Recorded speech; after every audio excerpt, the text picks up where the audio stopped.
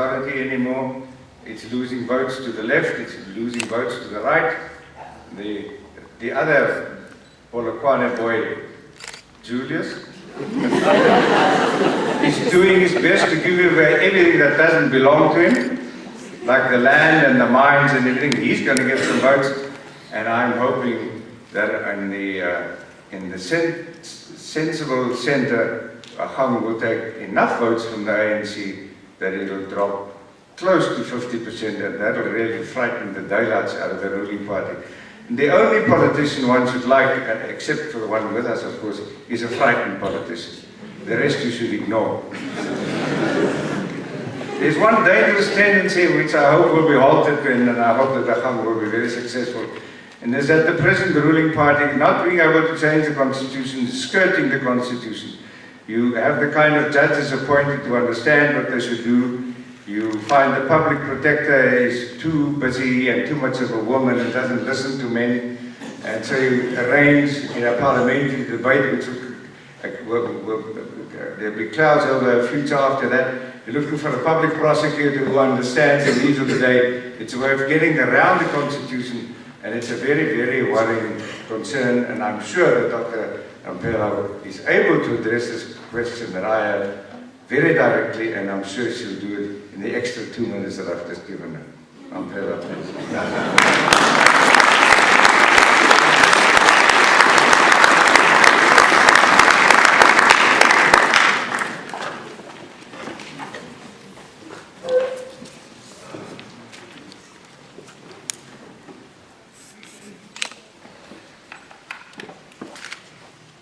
Goeiemôre. Dumelang. Sanibonani. Morwen. Absheng. Dimachoren. Dianibinyalela. Good morning.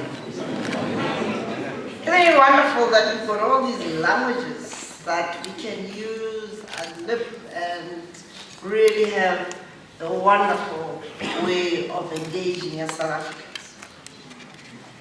It is a great privilege for me to be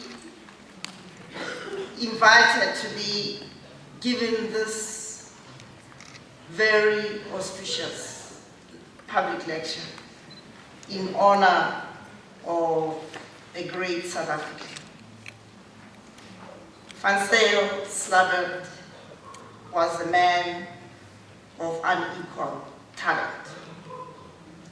As a daughter of rural Limpopo, it is good to be home again. I was born and bred in Bochum, which is a couple of kilometers west of Polokwane, and I grew up here. I was educated here.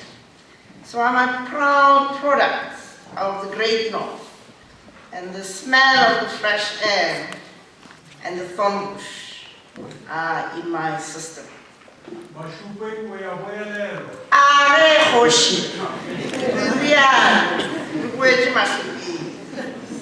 We are here today to celebrate the life of Frederick Zyl Slabbert, a great South African, and to reflect on the importance of his legacy for our country's future. Here was a young African who came from humble beginnings, and through hard work and many of his talents, some of which have been referred to already, became a leading academic and then a courageous political leader who helped to bring about the creation of a free South Africa. I share great pride with you in all the achievements of one of the school's greatest alumni. What made Frederick inspiring was not just his intellectual curiosity and the contributions he made to the study of sociology as a lecturer and as a prolific writer, but a clear sense of his responsibilities as a citizen and an African, at a time when so many people were denied equal rights by the apartheid system. As a freedom fighter myself, what I found most inspiring was his compassion for all South Africans. I remember him as a man who was ahead of his time as the leader of the then opposition in the apartheid parliament, unflinching in his criticism of the unworkability and the inhumanity of the apartheid system. As the leader of the Progressive Federal Party, the official opposition in parliament to the National Party, he took his party in a more radical direction. Not radical enough in his view, but he pushed them there. He was bitterly disappointed in the failure of most white people at the time to see the writing on the wall. It may well be that he is equally disappointed today in all of us as citizens of this democracy in not seeing the writing again on the wall. It was out of frustration that he resigned from Parliament and became a change agent, setting up the Institute for Democratic Alternatives for South Africa, IDASA, to get those reconciliation talks going between the ANC in exile and the Afrikaner establishment and the white establishment of the time. These were crucial steps in putting pressure on the government to talk to the various liberation movements. Ultimately, this led to the beginning of the talks that finally led to our first free elections in 1994. I had the privilege of getting to know Van, as we fondly said of him, as a friend, a fellow change agent, and a truly remarkable, dedicated compatriot. The role he played in helping this country through those difficult transition years is sometimes, and too many times, underappreciated. His role in helping us look at alternatives in terms of the electoral commission that he led to get us into a much more accountable political cultural space is well known to many. But true to his lifelong commitment to protecting democracy, when Thabo Mbeki, the then president, ignored his recommendations, he publicly expressed his frustrations. Again, speaking truth to power. We sit today in 2013. How much better could we have been had we had the electoral reforms that he advocated to get a better balance between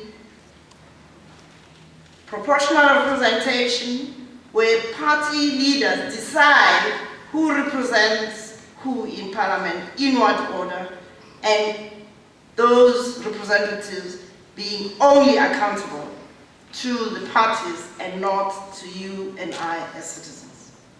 How much further we could have been had we taken heed of the message that democracy is about the people governing, which means active citizens holding those in public office accountable for their actions. Not once in 5 years, but every day.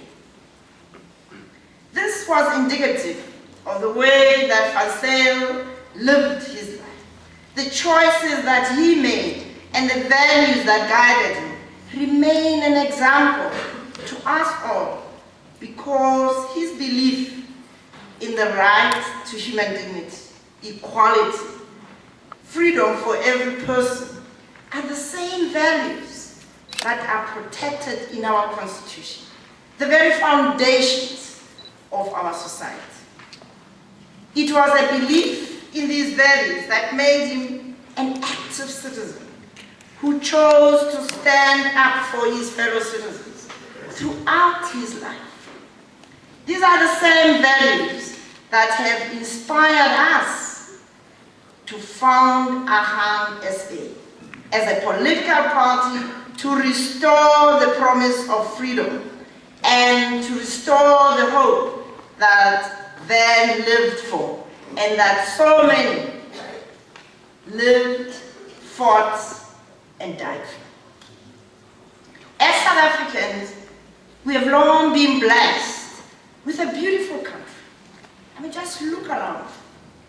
An immense potential with the abundance of mineral, natural, and human resources. Just look at these young, bright faces around you.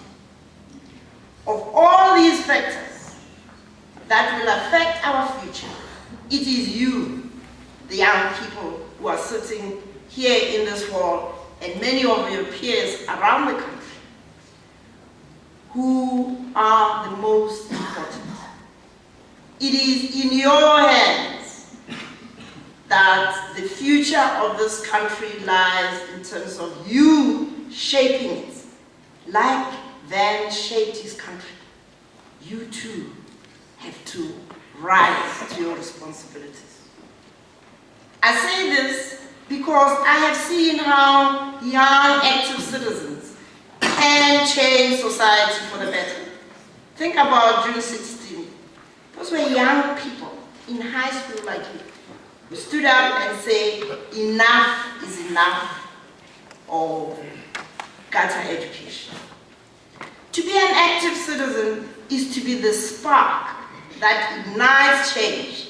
It is to live guided by the values of that ancient wisdom which has given us the word Ubuntu. Archbishop Emeritus Desmond Tutu puts it beautifully when he says, Ubuntu is about the notion that I am what I am because of who we all are. Isn't that beautiful? We can live this way through our personal actions, to think of others as we act, to act for others as if we are acting for ourselves, whether we are helping our parents, our friends, our schools, our communities. Perhaps most importantly, we can live this way when we go out into the wider world and we meet people from across the different beautiful cultures of this country. To make the right choices every day is not always easy. Like Zyl Slabbert, sometimes taking the right path is uncomfortable to walk. Discomfort is a fellow traveler of most great leaders. Then left the comfort of establishment Africana circles and chose to explore the unknown.